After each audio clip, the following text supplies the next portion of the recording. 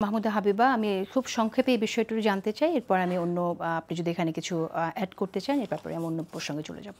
ধন্যবাদ আপনাকে। আমি আসলে আজাদ ভাইয়ের সাথে আজাদ ভাইয়ের কথা শুনছিলাম। খুব আমার কাছে যতটা সরলভাবে বা এটা সরলভাবে নেওয়ার সুযোগ নাই, কারণ গতকালকের বিষয়টা খুবই চাঞ্চল্য তৈরি করেছে। কিছু কিছু সংবাদ পরিবেশনার পরে যেই সংবাদ এক ধরনের উস্কানি বা এক ধরনের সমস্যা তৈরির প্রবণতা দেখা দেয়, সেইটা কিন্তু আসলে এত হালকাভাবে নেওয়ার কোনো সুযোগ নেই। এটা কোনো হালকা নিউজ ছিল না, এটা কিন্তু একটা অত্যন্ত, আমি বলবো যে নিউজ হিসেবে এটা একেবারে খুব জটিল পর্যায়ের নিউজ আর কি।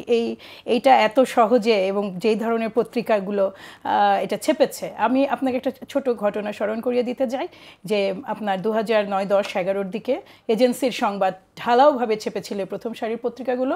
তার অনেক পরে ডেলি স্টারের সম্পাদককে আমি বলতে শুনেছি উনি শাহর কাছে যে that was a bad judgement. আপনি একটা জিনিস বোঝেন, দল হিসেবে যেই ধরনের ন্যারেটিভ তখন তৈরি করা হয়েছিল তা আমাদের সম্মানিত ভারপ্রাপ্ত চেয়ারম্যান এবং অন্যান্যকে কেন্দ্র করে আমরা কিন্তু মিডিয়া কুটা জানি এবং আমরা এটা এক্সপিরিয়েন্স করেছি। আমি একেবারে অতি সাম্প্রতিক একটা ঘটনা আপনাকে স্মরণ করিয়ে দিই। ঐকমত্য কমিশনের যেটা দ্বিতীয় দফার বৈঠকের পরে আমাদের স্থায়ী কমিটির সম্মানিত নেতা সালাউদ্দিন আহমেদ একটা বক্তব্য দিয়েছেন, আবেগ ঘন বক্তব্য বাংলাদেশ জাতীয়তাবাদী দলের পক্ষ থেকে। সেখানে তিনি আমাদের বিরুদ্ধে তোলা অভিযোগ খণ্ডন করেছেন, তার ক্ষোভের কথা জানিয়েছেন। সেখানে কিন্তু এমন কিছু কথা পরবর্তীতে আমি বিভিন্ন নিউজ মিডিয়ায় দেখেছি যেটা উনি বলেননি পর্যন্ত।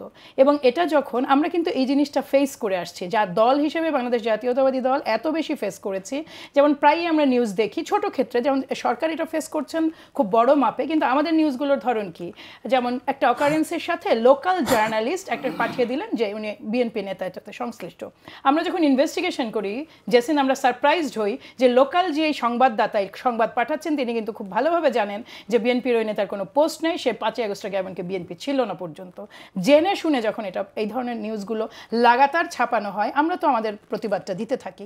যেটা আজাদি ভাইরা আজকে এক ধরনের মানে মোটামুটি এক ধরনের কি বলবো আমি, এটা উপায় নাই। সরকারের তার নিজস্ব রেপুটেশন টিকিয়ে রাখতে হলে একটা ধমক মানে একটা তো প্যারামিটার থাকতে হবে, যেটা পার হয়ে গেলে আসলে তো একটা ব্যবস্থা থাকা প্রয়োজন। কি ব্যবস্থা নেওয়ার সুযোগ আছে? আপনি একটা নিউজ ছাপলেন, সেই নিউজটা নেগেটিভ, সেই নিউজের আপনার পড়লো হচ্ছে 20 লাখ মানুষ, আর আপনি যখন প্রতিবাদ ছাপাচ্ছেন, আসলে ছাপাচ্ছেন কিনা সেটাও জানি না, কিংবা সংশোধিত নিউজটা আসলে আর পরে কাজে যেই যে ড্যামেজটা তো হয়, এই ড্যামেজটা ছোট ড্যামেজ নয়। দল হিসেবে বিএনপি এটা ফেস করতে করতে আসছে। সালাউদ্দিন আহমেদ সাহেবের বিষয়টা নিয়ে আমি ব্যক্তিগতভাবে 2-3টা জায়গায় তার এই সংবাদটা নিয়ে আমি পার্সোনালি কথা বলেছি। বিজনেস স্ট্যান্ডার্ডের মতো পত্রিকাও সেখানে আছে।